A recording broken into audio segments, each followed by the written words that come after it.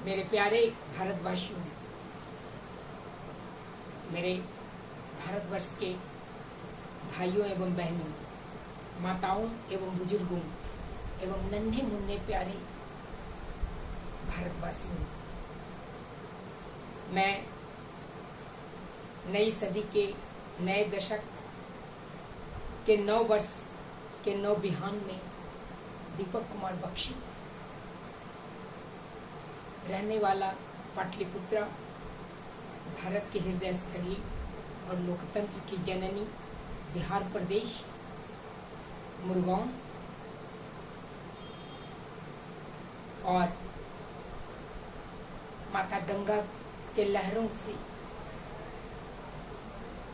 खेलता हंसता खिलखिलाता हुआ एक भारत का नागरिक आपका हार्दिक अभिनंदन करना चाहता हूँ। मैं पुनः अपने भारतवर्ष को एक विकसित राष्ट्र, एक आत्मनिर्भर राष्ट्र, एक सुसंस्कृत राष्ट्र, एक सभ्य एवं समृद्ध राष्ट्र, एक शांतिपूर्ण राष्ट्र और एक विश्व के मानस पटल पर फिर से गौरव प्रदान करने वाला राष्ट्र बनाने हेतु आप सबों से, भारतवासियों से सादर प्रार्थना करना चाहता हूँ। हम ईश्वर से भी प्रार्थना करना चाहता हूँ कि हम सब भारतवासी मिलकर एक नया भारत की संरचना में अपना तन मन धन से योगदान प्रदान करें और भारत विजन 2047 के तहत 10 महत्वपूर्ण बिंदुओं, उद्देश्यों, संकल्पों के साथ आजादी के शताब्दी समारोह में सन 2047 तक अपने प्यारे भारत को, भारतवर्ष को एक सशक्त, समृद्ध, सुरक्षित, आत्मनिर्भर, विकसित एवं कुशल राष्ट्र बनाने हेतु सदैव तन मन धन से कार्य करने का संकल्प लें। यही मेरी कामना है और यही हम सब भारतवासियों की कामना होनी चाहिए। मेरे नौजवान साथियों, हमारा भारत विजन 2047 के तहत जो संकल्प है, एक नए स्वतंत्रता संग्राम में शरीक होकर एक नए भारत के निर्माण के लिए, एक आत्मनिर्भर भारत निर्माण के लिए, ताकि हम अपने स्वतंत्रता के 100वीं वर्षगांठ पर 15 अगस्त 2047 को शताब्दी समारोह मनाते हुए जन गण मन का गुणगान करें। हम सब 150 करोड़ भारतवासी मिलकर एक स्वर से एकजुट होकर एक नए भारत की संरचना करने का संकल्प लें। यही मेरी कामना है और यही हम सबों की कामना होनी चाहिए। यही हमारा संकल्प है और यही वस्तुतः भारतवर्ष है। भारतवर्ष की विजन 2047 की गाथा है। मेरे प्यारे देशवासियों, भारत विजन 2047 के तहत जो 10 महत्वपूर्ण बिंदु हैं, आपको ज्ञात ही होगा। वो 10 महत्वपूर्ण बिंदु हैं एकता एवं अखंडता का, कृषि एवं उद्योग का, विज्ञान एवं प्रौद्योगिकी का, शिक्षा एवं स्वास्थ्य का, शांति एवं संरक्षा का, विकास एवं प्रबंधन का, रणनीतिक कुशलता और अंतरिक्ष विकास का, ऊर्जा एवं अर्थव्यवस्था का, पारिस्थितिकी एवं पर्यावरण का, तथा सबसे महत्वपूर्ण विरासत और प्रसन्नता का बोध का। इन्हीं 10 महत्वपूर्ण बिंदुओं इन्हीं 10 महत्वपूर्ण संकल्पों और इन्हीं 10 महत्वपूर्ण उद्देश्यों के साथ हम भारत विजन 2047 के तहत अपने भारत को आज़ादी के शताब्दी समारोह मनाते हुए स्वतंत्रता के 100वीं वर्षगांठ पर 15 अगस्त 2047 तक एक आत्मनिर्भर, एक विकसित, एक कुशल, एक शांतिपूर्ण और विश्व में एक कुशल नेतृत्व करने वाला राष्ट्र बनाने की परिकल्पना को साकार करने हेतु हम सब मिल के चलें, खिल के चलें, दिल से चलें। मेरे नौजवान साथियों, यही मेरी प्रार्थना है। मेरे भाइयों एवं बहनों, मेरे नन्हे मुन्ने दोस्तों, आप सबों से प्रार्थना है कि आइए स्वतंत्रता के इस द्वितीय संग्राम में शरीक होकर भारत विजन 2047 तक के तहत अपने भारतवर्ष को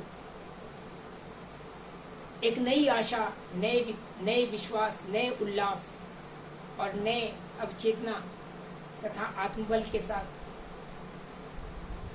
संविधान प्रदत्त कर्तव्य एवं अधिकारों के बीच समन्वय स्थापित करते हुए हम सब मिलकर आगे बढ़ें और अपने भारतवर्ष को एक महान राष्ट्र बनाने का संकल्प लें।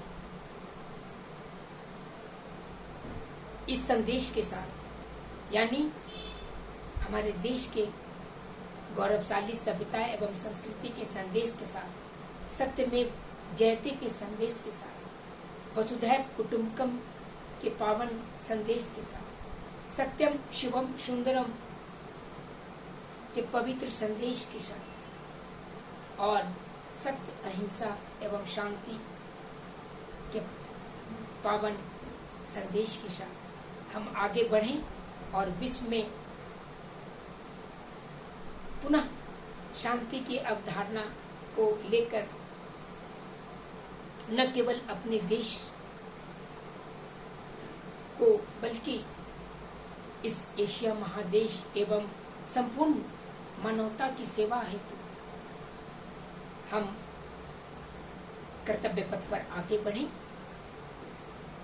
यही मेरी कामना है और यही हम सब की कामना होनी चाहिए। मेरे नौजवान साथियों, होगी सफलता क्यों नहीं, कर्तव्य पथ पर दृढ़ रहो।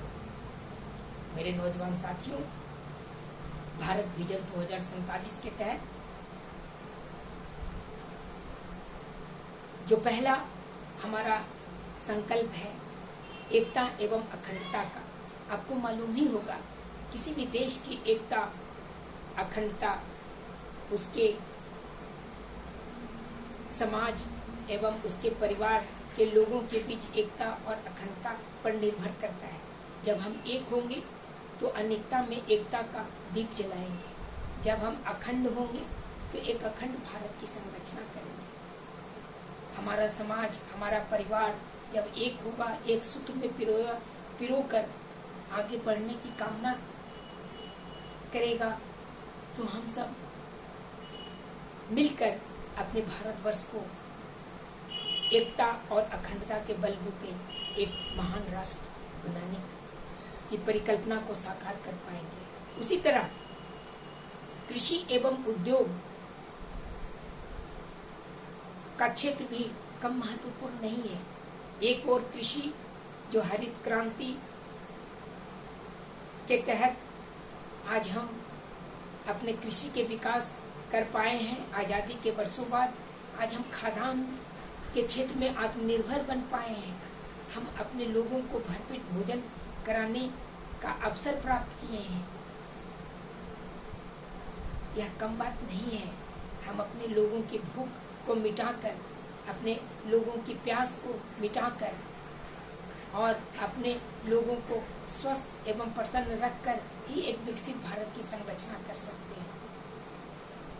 मेरे नौजवान साथियों, आज गांव में नौजवान और किसान मिलकर जब खेतों में अपना पसीना खून एक कर लहलहाते फसलों से आच्छादित होते हैं तो हमारा मन गौरव से भर उठता है। तो कृषि हमारे देश को उन्नत बनाने में काफी महत्वपूर्ण है। उसी तरह जिस तरह उद्योग के क्षेत्र में एक आत्मनिर्भर और विकसित भारत की परिकल्पना करने का, जब हम गांव से लेकर शहरों तक, यहाँ तक कि महानगरों में बड़े बड़े उद्योग, कुटीर उद्योग से लेकर बड़े बड़े मध्यम उद्योगों की संरचना में सफलता प्राप्त करेंगे, तो हमारे युवाओं को, हमारे बेटे बेटियों को रोजगार की कमी नहीं होगी, बेरोजगारी दूर हो जाएगी और हम अपने समाज से, अपने देश से गरीबी को भी दूर कर पाने में सफल होंगे। हम अपने देश से महंगाई को भी दूर करने में सफल होंगे। हम अपने देश को एक उन्नत और समृद्ध सुसंस्कृत राष्ट्र बनाने हेतु तत्पर होंगे। तो कृषि के साथ साथ उद्योग की भूमिका कम महत्वपूर्ण नहीं है। आज डिजिटल भारत, आज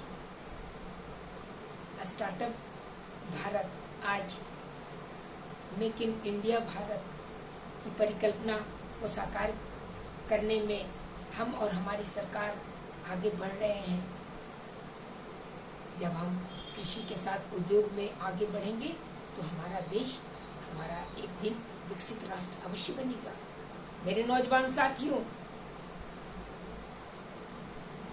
कृषि एवं उद्योग के साथ शिक्षा एवं स्वास्थ्य की भी परिकल्पना काफी महत्वपूर्ण है। जब हम शिक्षित होंगे, जब हम स्वस्थ होंगे, जब हम स्वच्छ वातावरण में जीवन यापन करेंगे, जब गांव से लेकर शहरों तक हमारा शिक्षा एवं स्वास्थ्य के आधारभूत संरचनाओं का विकास एवं कुशल प्रबंधन होगा, तो अवश्य हम अपने भारतवर्ष को एक विकसित राष्ट्र बनाने में कामयाब होंगे। मेरे नौजवान साथियों, क्या गांव, क्या शहर, क्या महानगर,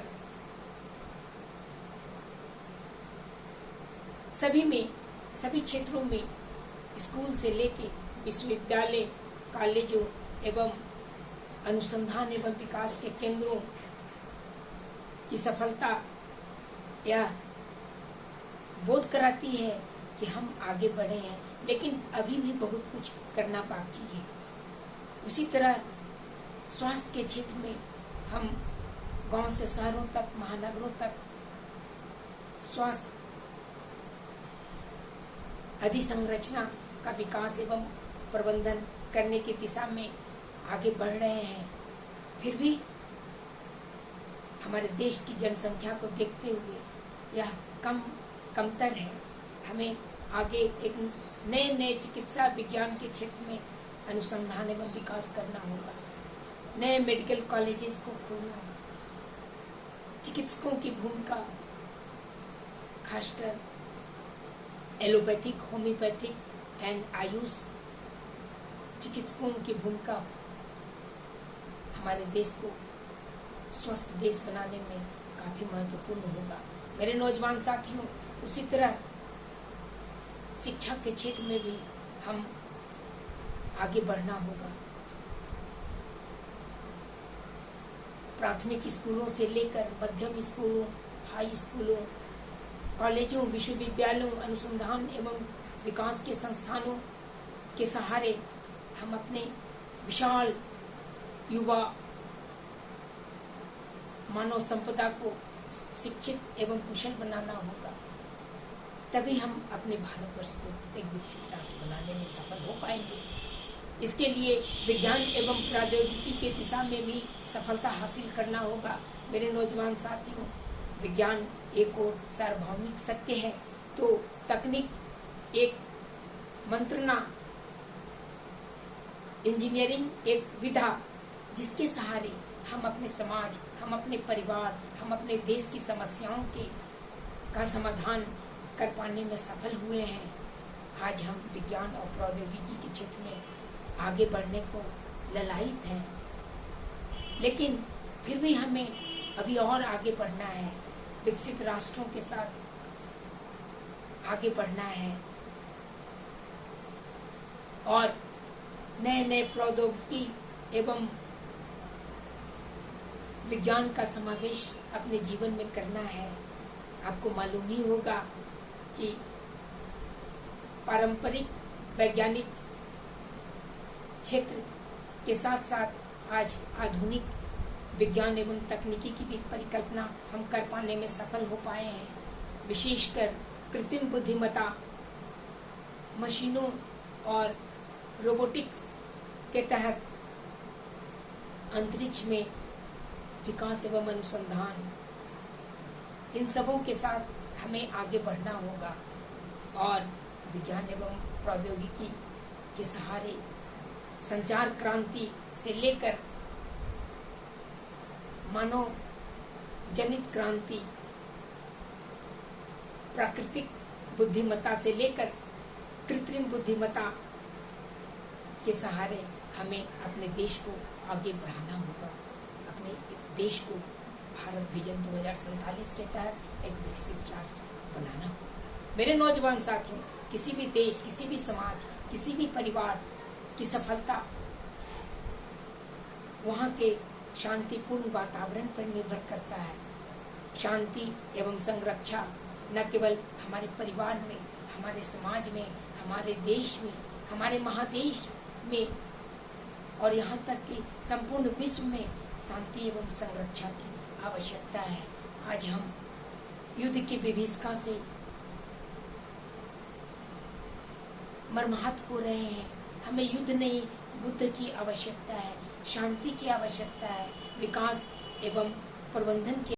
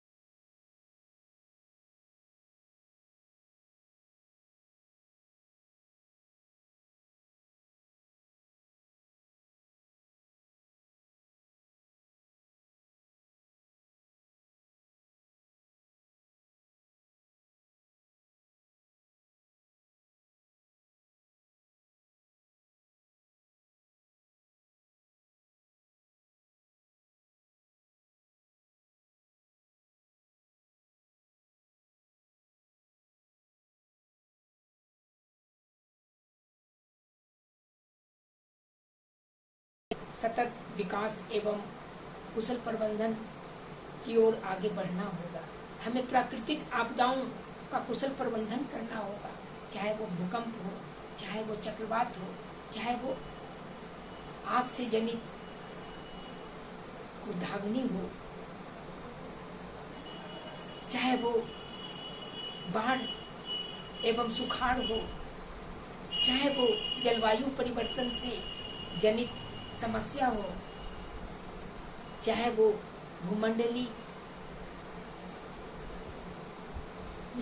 उष्णता का भान हो, सभी के क्षेत्र में हमें कुशल प्रबंधन करना होगा। प्राकृतिक एवं मानव जनित आपदाओं से जूझना होगा, तभी हम एक कुशल भारत, स्वस्थ भारत, आत्मनिर्भर भारत की संरचना करने में सफल हो सकते हैं। मेरे नौजवान साथियों, आज अंतरिक्ष में अनुसंधान एवं विकास का युग है। हमें एक कुशल रणनीति पर विचार करते हुए अपने देश के लाखों किलोमीटर सीमाओं को संरक्षित करना होगा। कुशल रणनीति के तहत न केवल आंतरिक बल्कि बाह्य समस्याओं से भी हमें निजात पाना होगा। जल, थल, नभ, यहाँ तक कि पृथ्वी के ऊपर, पृथ्वी के नीचे और अंतरिक्ष के क्षेत्र में हमें एक रणनीतिक आधारित परिकल्पना को सच करना होगा। आपको मालूम ही होगा कि एक ओर हिमालय का क्षेत्र है तो तीन ओर से हम बंगाल खाड़ी की खाड़ी, हिंद महासागर और अरब सागर के सीमाओं से बंधे हुए हैं। तो हमें एक सशक्त एवं सुगठित रणनीति बनाते हुए आगे बढ़ना होगा और अपने देश के लोगों की सुरक्षा करने में तत्पर होना होगा। साथ ही अंतरिक्ष में विकास अनुसंधान को भी बल देना होगा। आपको ज्ञात ही होगा, आज हम आजादी के बाद चंद्रायन, समुद्रायन, सूर्यायन की परिकल्पना को सच करने में सफल हो पाए हैं। यहाँ तक कि हम भारतीय अंतरिक्ष स्टेशन को भी लक्ष्य आधारित कार्यों से प्रभावित कर पाने में सफल होंगे। यहाँ तक कि गगनयान के सहारे अंतरिक्ष में विचरण करने के साथ साथ चंद्रमा की सतह पर अपने तिरंगे को फहराने का भी लक्ष्य स्थापित किया है।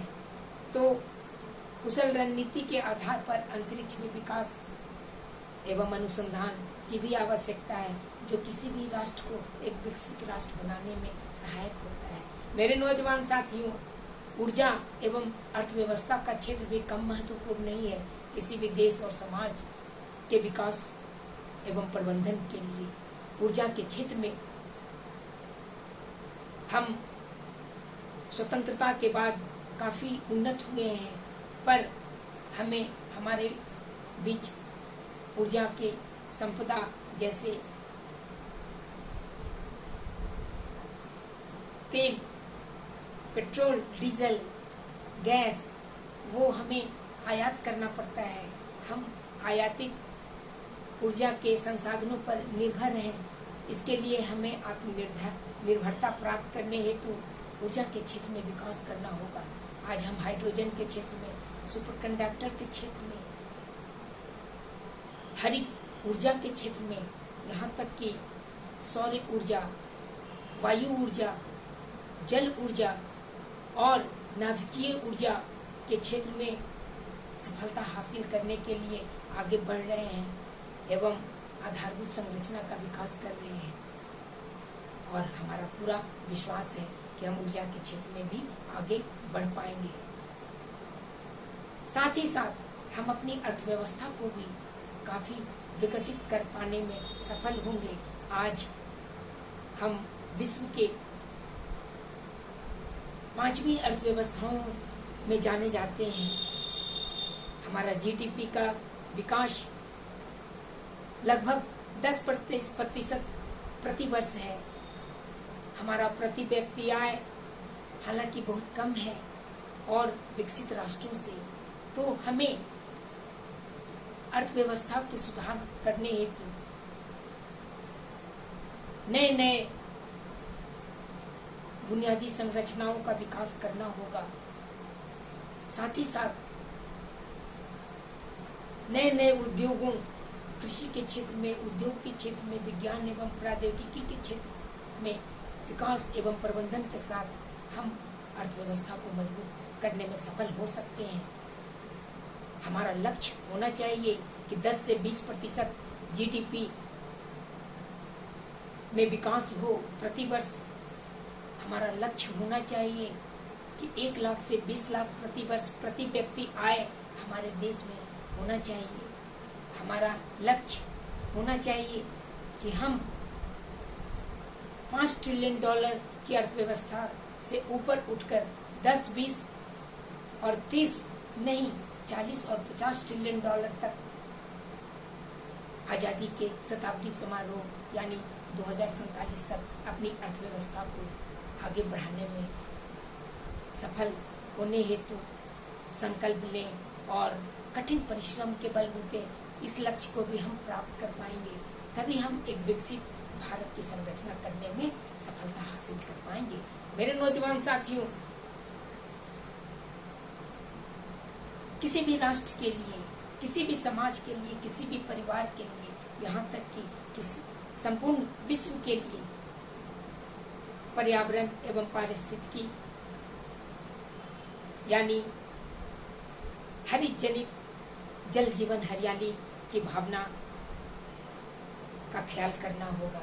हमें अपने पर्यावरण एवं पारिस्थितिकी में संतुलन स्थापित करते हुए, पर्यावरण एवं विकास के मध्य संतुलन स्थापित करते हुए कुशल प्रबंधन से अपने देश, अपने समाज, अपने परिवार को एक स्वच्छ वायु, स्वच्छ मिट्टी, स्वच्छ जल, स्वच्छ आकाश, स्वच्छ अग्नि की परिकल्पना को साकार करना होगा। यानी क्षितिजल पावक गगन समीरा या जीवन के 5 महत्वपूर्ण तत्वों को पर्यावरण एवं पारिस्थितिकी के विकास एवं प्रबंधन के सहारे आगे बढ़ाना होगा। उनके संरक्षण, संवर्धन और संपोषण में अपने जीवन को लगाना होगा। तभी हम सही दिशा में जलवायु परिवर्तन जैसे मानव जनित प्राकृतिक आपदाओं, मानव जनित आपदाओं से जूझने में सफल हो सकते हैं और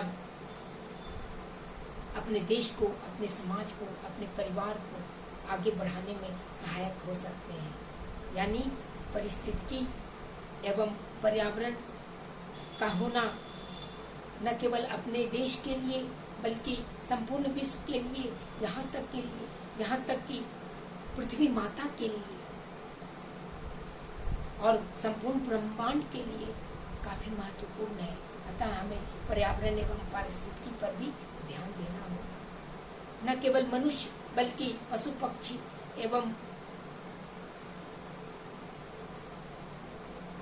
आकाश से पाताल एवं पृथ्वी के ऊपर बसने रचने वाले संपूर्ण प्राणियों के जीवन की कामना करना होगा। तभी हम अपने भारतवर्ष को एक और सशक्त, आत्मनिर्भर एवं विकसित राष्ट्र बनाने में सफल हो पाएंगे। मेरे नौजवान साथियों, जो हमारा भारत विजन 2047 का 10 महत्वपूर्ण बिंदु है, उनमें 10वां जो उद्देश्य है विरासत संरक्षण एवं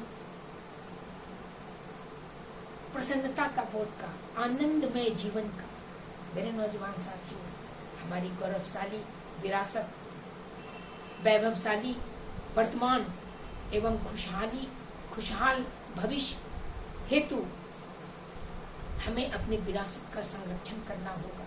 चाहे वो संगीत, नृत्य एवं गीत की दिशा में, चाहे वो हमारे जल संपदा की दिशा में, नदियों, तालाबों, ग्लेशियर, समुद्रों, जल संसाधन जैसे मानव की संपदा में, मानव संसाधन जैसे संपदा के संरक्षण में, प्राकृतिक संसाधनों की संरक्षा में हमें सतत एवं समावेशी विकास के सहारे आगे बढ़ना होगा और अपने विरासत को संरक्षित, संवर्धित, संपोषित करते हुए अपने जीवन को आगे बढ़ाना होगा और अपने अतीत, गौरवशाली अतीत के सहारे गौरवशाली सभ्यता एवं संस्कृति के सहारे, गौरवशाली लोकतंत्र एवं सार्वभौमिकता के सहारे अपने देश को एक विकसित एवं सशक्त आत्मनिर्भर राष्ट्र बनाना होगा। यही मेरी कामना है। मेरे नौजवान साथियों, इन्हीं महत्वपूर्ण 10 बिंदुओं के सहारे, 10 उद्देश्यों के सहारे, 10 संकल्पों के सहारे भारत विजन 2047 के तहत एक न एक दिन हम सफल जरूर होंगे और आज़ादी के शताब्दी समारोह मनाते हुए सन 15 अगस्त 2047 को स्वतंत्रता दिवस की 100वीं वर्षगांठ पर अपने राष्ट्रीय तिरंगे को फहराते हुए जन गण मन का गान करने हेतु हम अवश्य सफल होंगे, अवश्य गौरव करेंगे। गर्व से कहें हम भारतवासी हैं, गर्व से कहें हम हिंदुस्तानी हैं, गर्व से कहें हम भारत के लोग हैं।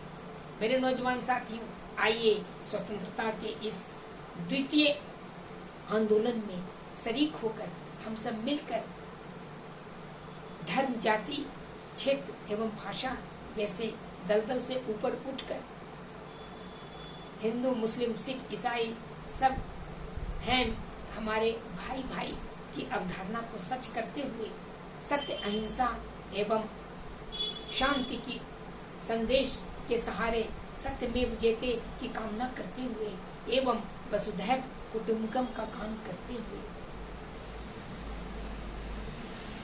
अपने गौरव गान जन गण मन अधिनायक जय जय हे भारत भाग्य विधाता का उद्घोष करते हुए आज पुनः संकल्प ले कि हम सब मिलकर आगे बढ़ेंगे और भारत विजन 2047 के तहत अपने भारतवर्ष को एक महान राष्ट्र, एक कुशल राष्ट्र, एक आत्मनिर्भर राष्ट्र, एक सशक्त राष्ट्र, एक सुसंस्कृत राष्ट्र एवं एक शांतिपूर्ण राष्ट्र तथा पुनः फिर से विश्व गुरु बनने वाला राष्ट्र,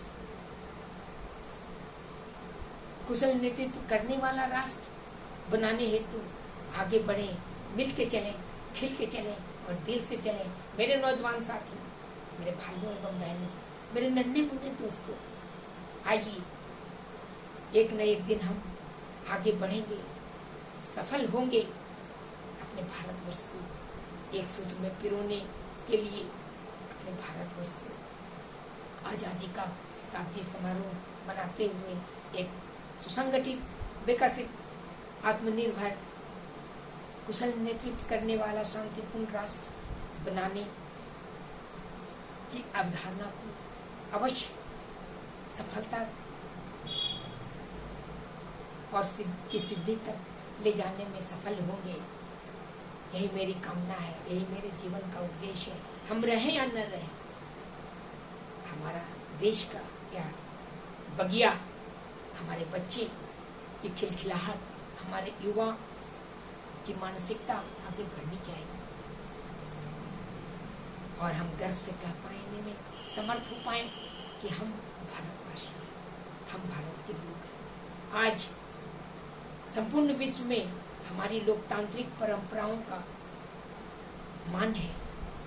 आपको ज्ञात ही होगा, लोकसभा का चुनाव यानी लोकतंत्र का महापर्व का बिगुल बज चुका है और संविधान द्वारा प्रदत्त जो महत्वपूर्ण अधिकार है यानी हमारे मतदान की प्रक्रिया का अधिकार, मत देने की प्रक्रिया का अधिकार, मताधिकार, उसका परिपालन हम लोग शांतिपूर्ण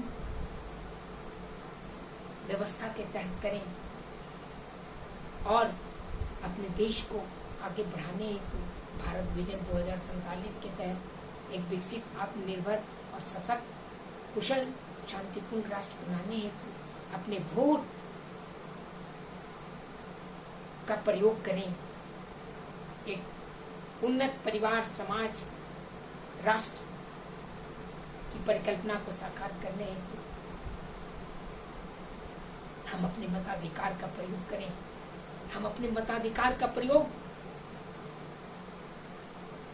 अपनी एकता एवं अखंडता के लिए करें, अपने कृषि एवं उद्योग की सफलता के लिए करें। हम अपने मताधिकार का प्रयोग विज्ञान एवं प्रौद्योगिकी के उन्नति के लिए करें। हम अपने मतदान का प्रयोग स्वास्थ्य एवं शिक्षा के विकास के लिए करें। हम अपने मतदान का प्रयोग शांति एवं संरक्षण के लिए करें। हम अपने मतदान का प्रयोग विकास एवं प्रबंधन की कुशलता के लिए करें। हम अपने मतदान का प्रयोग रणनीतिक